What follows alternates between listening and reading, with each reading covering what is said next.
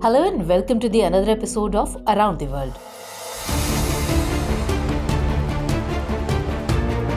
Today, the Indo-Pacific has become important from trade and investment to connectivity, climate action and security. The effect of this is that everyone from India to America and Europe is playing their respective roles to keep the Indo-Pacific regional system open and rule-based.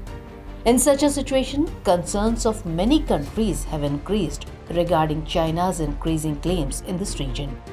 Due to this, many multilateral organizations have been formed in this region, be it Quad or AUKUS. In view of China's aggressive policies, recently the Foreign Affairs Committee of England has released a report reviewing the government's inclination towards the Indo-Pacific region. The report suggests that Japan and South Korea should be included in AUKUS under a technical defense cooperation agreement to promote technology and defense cooperation. In such a situation, the question arises whether these two countries will enter AUKUS soon. Many analysts say that Australia has not agreed to include Japan and South Korea in AUKUS. So the question is, why is this so? Apart from this, the question is whether this organization will be successful in stopping China with the involvement of these countries. So, in today's discussion, we will find answers to such questions. In fact, the discussion of including Japan and South Korea in AUKUS has been continuously raised in recent days. Many analysts have outlined AUKUS Plus 2 in order to maintain its relevance and curb China's expansionist policies. They believe that it is no longer realistic to expect the United States to defend the Korean Peninsula alone. At the same time, many analysts are emphasizing on making these two countries a part of the trilateral organization because by this, both the countries will be able to bridge the gap in American capability by producing guided missile frigates. Many US naval officers are also in favor of this. They say this will make it easier to counter China's threats towards maritime rules-based world order.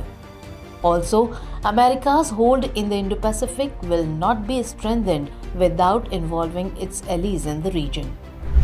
In view of these possibilities, both Britain and America have agreed to expand AUKUS by including Japan and South Korea.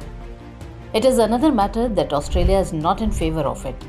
The reason for this is Australia's own interests and concerns.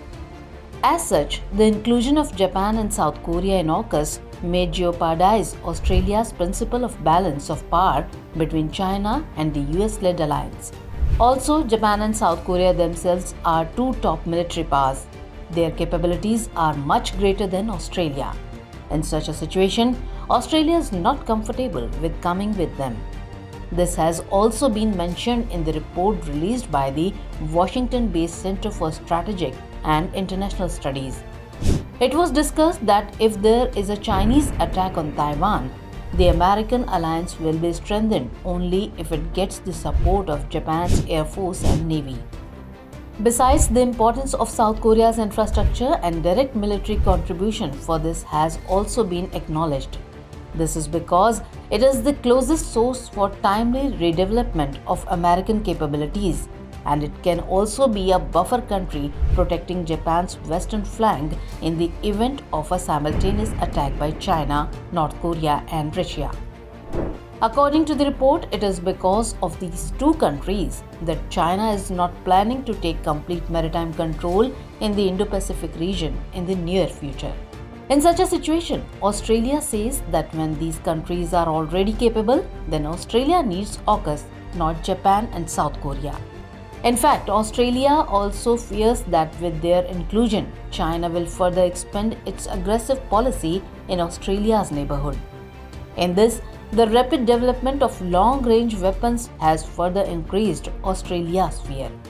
In such a situation, Australia feels that it can keep itself safe only by developing nuclear-powered submarines with the help of America and Britain. If AUKUS is extended to Japan and South Korea, China's aggressive policy will increase. America's dependence on Japan and South Korea will also increase.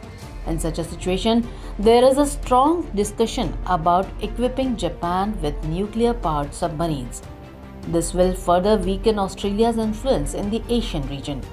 In view of all this, many of Australia's concerns appear justified. But as the US Congress research paper has found in its analysis, AUKUS can weaken China's deterrence. So there is a need to strengthen it further. By coming together with like-minded countries, Australia's defense will be strengthened, not weakened. At a time when China is building nuclear submarines with expert assistance from Russia, AUKUS needs further strengthening, not retreat. If Japan and South Korea also join AUKUS, then the alliance of China and Russia face a strong challenge. And this challenge will not only be faced in the defense sector, but it will also affect its economic interests. This will increase Australia's confidence in both, ensuring easier access to trade and not only better defense equipment, but also advanced technology. Along with this, easy transaction of chips and semiconductors will also be possible, which will pose a big challenge to the Chinese market. So Australia needs to understand that it is neither a global nor a major regional power, unlike the biggest threat it faces. And the only way it can ensure its sovereignty and security is by coming together. So that's all in today's episode. See you in the next episode. But before that, let's note down a question based on today's story. China's aggressive policies can be stopped by including Japan and South Korea in AUKUS. Examine.